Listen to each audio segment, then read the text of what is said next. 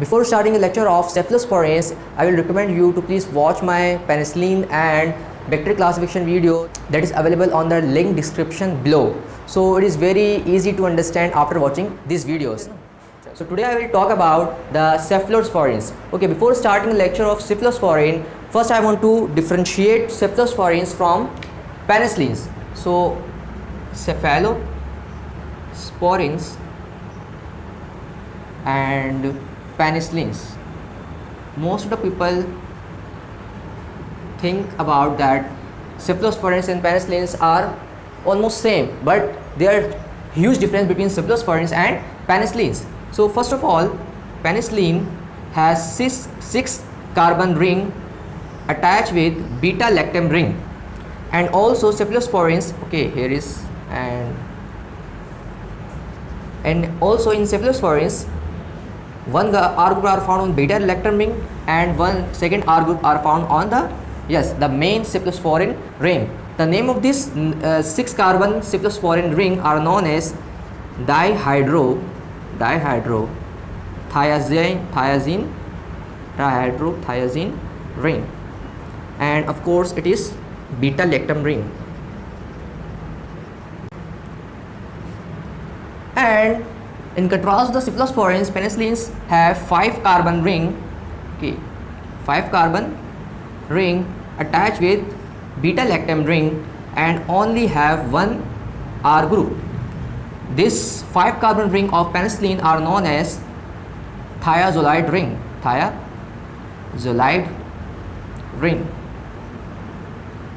So the first difference between the cephalosporins and penicillin is cephalosporin has 6 carbon ring attached with beta lactam ring, and in contrast to the cephalosporins, in penicillins 5 carbon ring attached with beta lactam ring. The second most important difference is that cephalosporins have 2 R groups, first attached with the beta lactam ring and the second attached with the dihydrothiazine ring.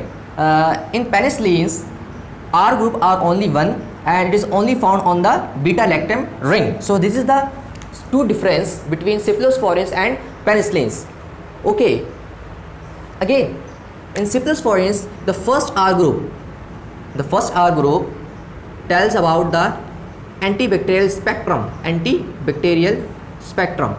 It means change of the R1 group change the antibacterial activity of the cephalosporins, and when we want to change the R2 group, it means we have to change the pharmacokinetic activity, or we can say their distribution. So let's start the cephalosporins. Let's start the cephalosporin.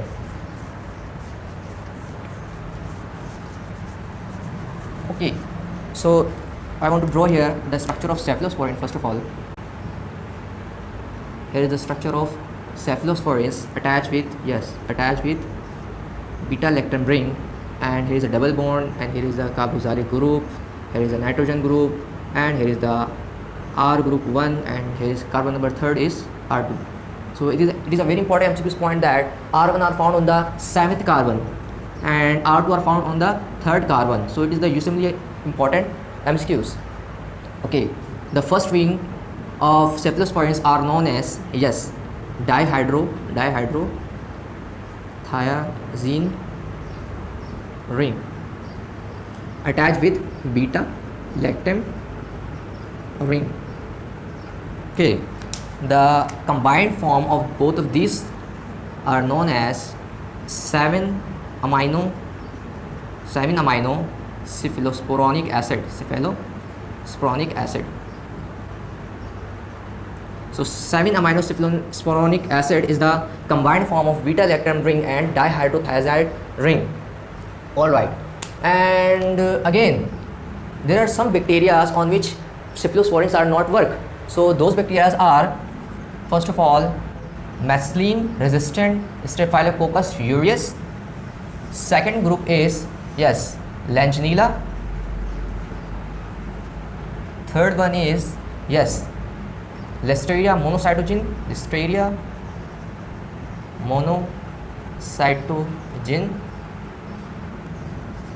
Enterococci,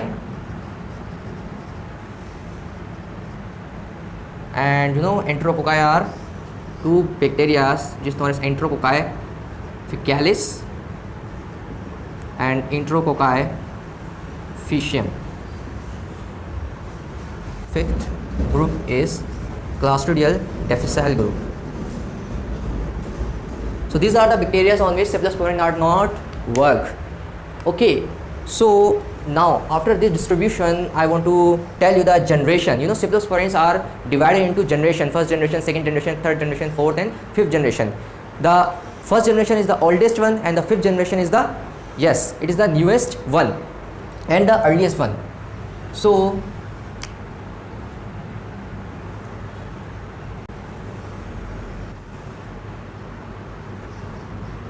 here is our generation, and here are their roots. Here are their roots. So parental root or oral root. So first generation. First of all, I want to discuss the generation, and then after generation, it is very easy to understand the spectrum on which this generation are attacked. Okay. So first generation.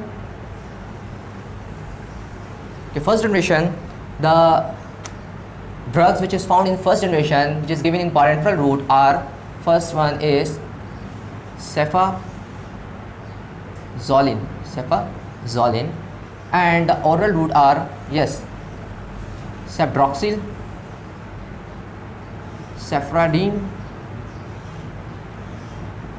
and cephalexin. These are all given in oral route. Okay, now second generation,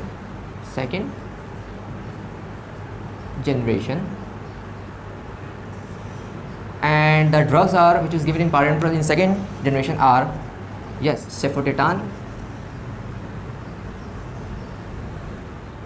and cefoxetine, and the oral route of second generation are cefclor,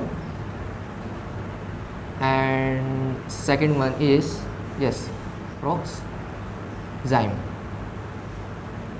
Okay, now third generation. These are the second generation. Now come to the third generation. Okay, in third generation, parenteral route drugs are cefotaxime. Okay, second one is cefotaxidime. Okay, third one is ceftriaxone. Oral routes which is found in third generation are cefadinir,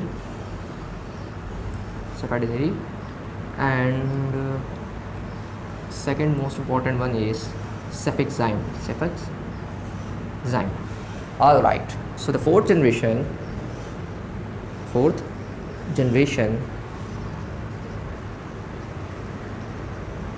includes only one drug, that is cefepime. Cefepime. And the advanced generation, or we can say the fifth generation, include ceftriaxone, and it is also given in parenteral route. So these are the generation of cephalosporins. Okay, it is very important to understand that first generation to fifth generation. First generation are more active against gram-positive bacteria. Second generation are more active towards gram-negative bacteria. Third generation is also highly spectrum against gram-negative bacteria. First generation are more active towards positive gram-positive bacteria, and we go from first generation to second generation. Second generation not only active for the gram-positive bacteria but also covers some gram-negative bacteria. When you go to the third generation, it also include some gram-positive bacteria, but their spectrum are more towards gram-negative bacteria. And fourth and fifth generations, fourth generation is similar to the third generation, but it is more specific for the Pseudomonas aeruginosa. Later on I will be discussed. And the fifth generation is very important because it is very active against methicillin, resistant Staphylococcus aureus, and previously I tell you cephalosporins are not acting upon the methicillin resistant Staphylococcus aureus, but this is the fifth generation and newly formed generation that is the exception that covers the methicillin resistant Staphylococcus aureus. So now time comes to classify the generation on the basis of their spectrum on which they attack. So let's start the spectrum on which they attack. So here is the drugs.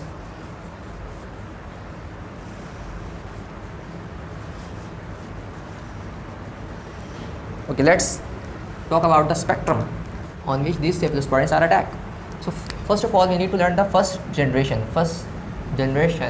spectrum. So the spectrum on which first generation are attacked. Okay, first one is gram-positive bacteria. Gram-positive bacteria, and the organisms in gram-positive bacteria are Staphylococcus aureus.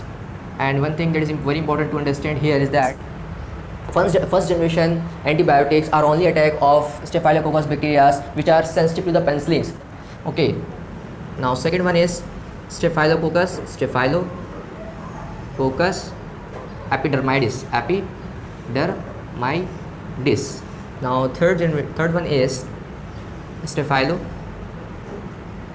Okay, now let's come to the Streptococcus pneumonia, and last one is Streptococcus pyogenes. So here is the spectrum on which first generation are attacked, and you can see that first generation are more closely attracted towards gram-positive bacteria, and first generation also covers some gram-negative bacteria.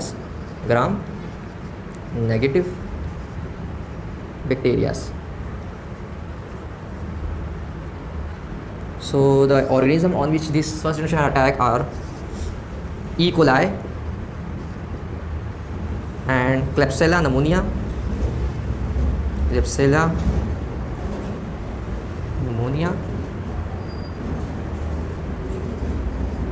Proteus marblus,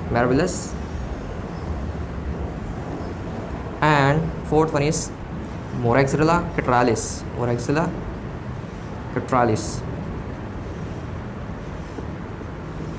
Okay, so these are some organisms on which first generation are attacked.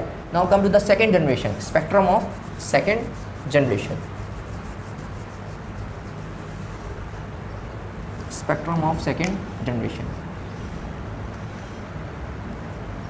Okay, second generation.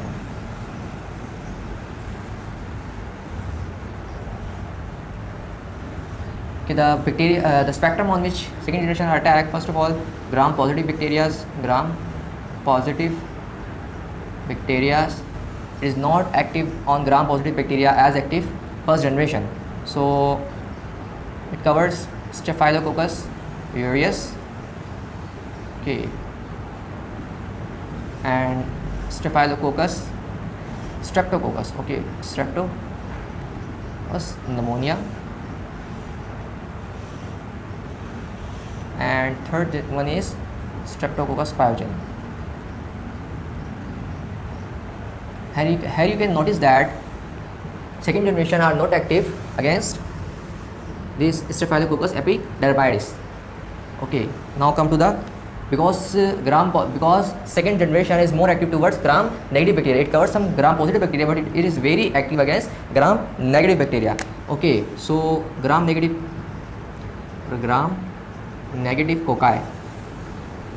cocci, and it covers Neisseria, gonorrhea.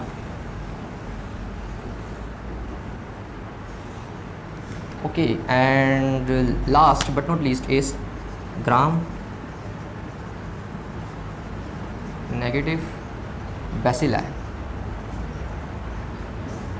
and the spectrums are now Enterobacter aerugine, E. coli, Okay, Klebsiella pneumonia,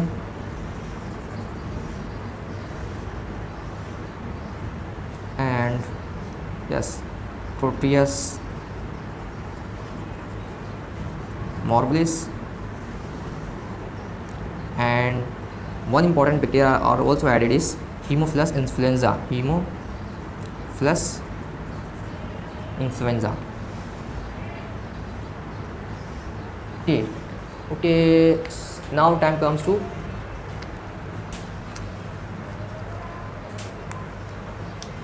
the third generation on which this cephalosporins attack. So the third generation is very important because it is the most common drugs which are used in infectious diseases.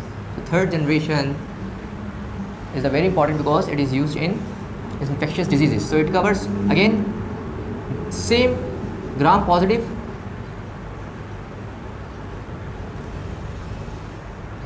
Streptococcus pneumonia,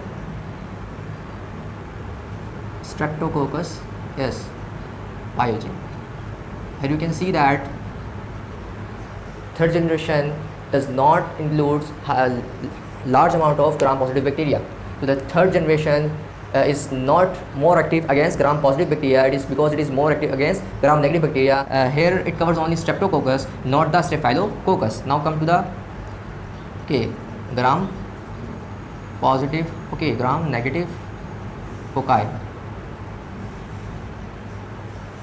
And the organism which is found in yes please is Neisseria,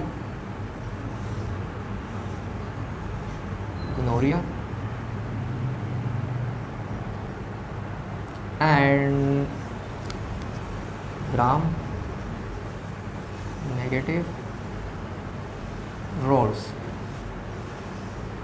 So it is very important to understand that the third generation cephalosporins that covers the gram negative bacteria are same as covered by the second generation of cephalosporins. I can only write it here, those bacteria that not covered by the second generation, that only covered by the third generation. So these are the Pseudomonas aeruginosa, Pseudomonas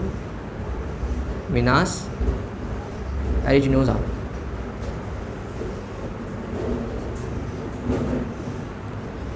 Again, I want to repeat it. Third generation cephalosporins that covers gram negative bacteria same as covered by the second generation of cephalosporins, and the additional gram negative bacteria that covered by the third generation are Pseudomonas aeruginosa. So again, the fourth generation, the second most important, second additional bacteria that covered by the third generation are Serratia marcescens. Come to the fourth generation.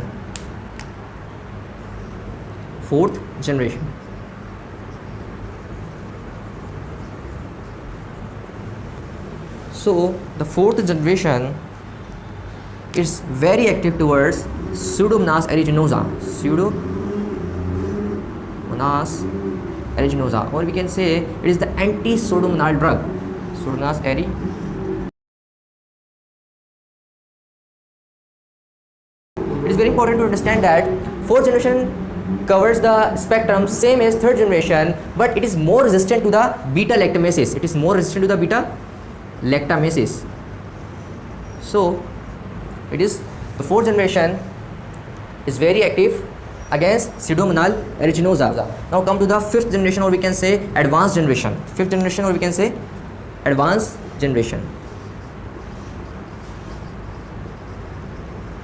Advanced generation or fifth generation. So it covers, it is very important to understand that it covers methicillin resistant Staphylococcus aureus. So it is more active against gram positive bacteria. Here is the MCQ's point. Advanced generation or fifth generation is very active against gram positive bacteria, and it is not more active against gram negative bacteria. Now come to the individual drugs. Okay, so now I want to tell you the individual drugs, that is drug of choices for the different diseases. So again, starting from the first generation, individual drugs of first generation that is used in drug of choice, that is used for the drug of choice, first generation. So okay, so cefazolin, that is parenteral form of first generation. It is given in orthopedics after the operation of bones, or we can say after the surgery of bones. It is given as a prophylaxis purpose, orthopedics,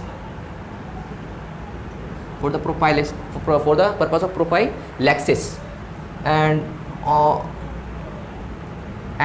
again, cefalexin or cefadroxil, and these are the drugs that is used in dental surgeries,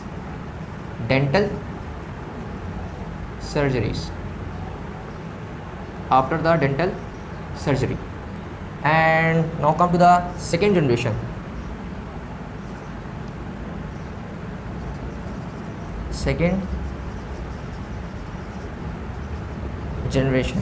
And a drug that is known as cefotetan and cefoxitin, and these two drugs is more active against Bacteroides fragilis. So it is a drug of choice for the Bacteroides fragilis. Now come to the third generation, that is very important. Third generation, the individual drugs of third generation that is very important are, first of all, ceftriaxone,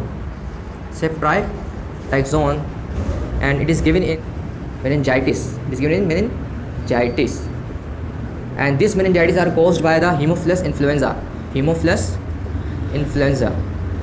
So it is a drug of choice for the meningitis that is caused by the Haemophilus influenza. And ceftriaxone is also used in typhoid fever.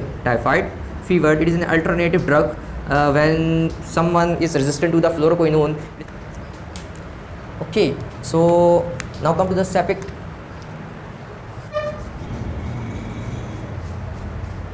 Okay, other third generation drugs, that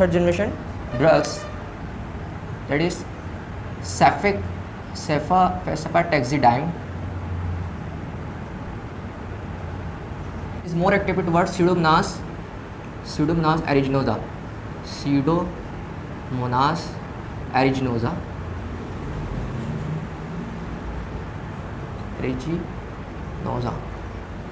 Okay, and come to the fourth generation, and previously we discussed that fourth generation is more active towards Pseudomonas aeruginosa, and fifth generation covers the methicillin resistant Staphylococcus aureus, that is more active against gram positive bacteria. Okay, so these are the spectrum on which bacteria are attacked. So after this classification or generation or bacterial spectrum, now come to their pharmacokinetics activities. It means their distribution, their elimination, and their we can say their adverse effects. Move on to the pharmacokinetic properties.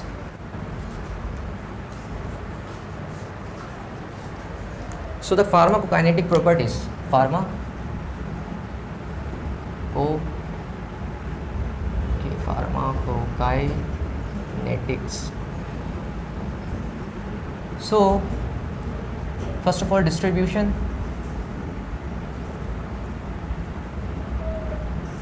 Okay, all the cephalosporins are well distributed in all over the body except CSF. So cephalosporins are very well distributed in all over the body except CSF, and the only drug that cross the blood-brain barrier and enter into the CSF are ceftriaxone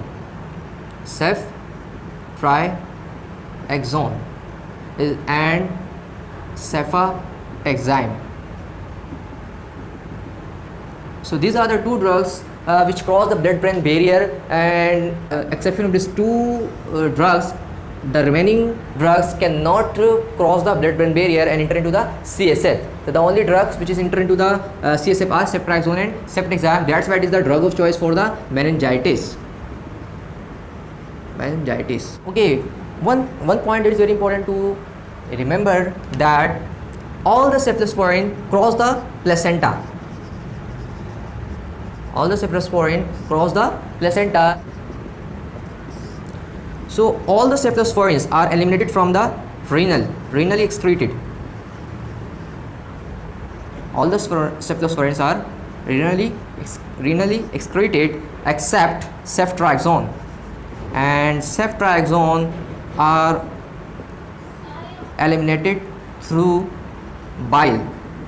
So this ceftriaxone are useful in renal diseases, and exception of this ceftriaxone, all the remaining drugs are not given in the renal diseases, but ceftriaxone are given in renal diseases because it cannot excreted through renal, but it is excreted through bile. And adverse effects. So the adverse effect, now come to the adverse effects. Okay, the adverse effect of the cephalosporin is same as the penicillins, is hypersensitivity, and cross reaction occurs when this cephalosporin are given with first penicillin G. So cross reaction occur when cephalosporin are given with penicillin G. So it is contraindicated that when cephalosporin are given to the body, penicillin G is contraindicated. You know, penicillin G, the most important drug that cross react with penicillin G are first generation. So it is the again MCQ's point, first generation cephalosporin is very cross reactive with penicillin G, because first generation is similar to the penicillin G. So that's why are cross react with each other, because both are drugs more or less are same. So today we discussed about the cephalosporins and their generation and their spectrums on which these cephalosporins are attacked. And after this spectrum, we move on to the pharmacokinetic properties, and we discuss their distribution and their elimination. So I hope you will enjoy this video. If you will enjoy this, please share and support us. Thank you so much for watching.